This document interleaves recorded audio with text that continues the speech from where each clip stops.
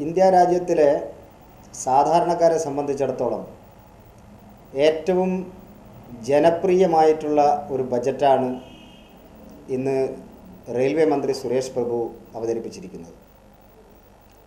നിരക്ക് വർധന ഉണ്ടായിട്ടില്ല എന്ന് മാത്രമല്ല, കാലാകാലങ്ങളായിട്ട് ഈ രാജ്യത്തെ സാധാരണക്കാർ റെയിൽവേ യാത്രയിൽ എന്തൊക്കെ സൗകര്യങ്ങളാണോ ആഗ്രഹിച്ചിരുന്നത്, ആ ആഗ്രഹങ്ങളൊക്കെ ഒരു പരിധിവരെ സഫലീകരിക്കുന്ന രീതിയിലാണ് ഈ ബഡ്ജറ്റ് ഇപ്പോൾ പുറത്തു വന്നിരിക്കുന്നത്.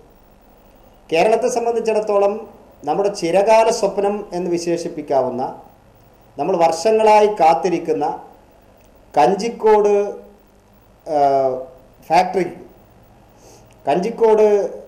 കോച്ച് ഫാക്ടറിക്ക് 514 കോടി രൂപ അനുവദിച്ചുകൊണ്ട് ആ കഞ്ചിക്കോട് കോച്ച് ഫാക്ടറി എന്ന കാലാകാലമായിട്ട് നമ്മുടെ സ്വപ്നം, അതിന് ശാപമോഷം കൊടുത്തിരിക്കുകയാണ് മോദി ഗവൺമെൻറ്.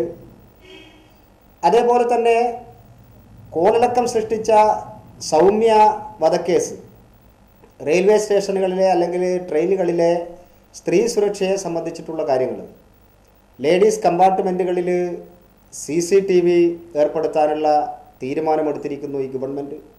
സുരക്ഷ വർദ്ധിപ്പിക്കാൻ വേണ്ടിയിട്ട്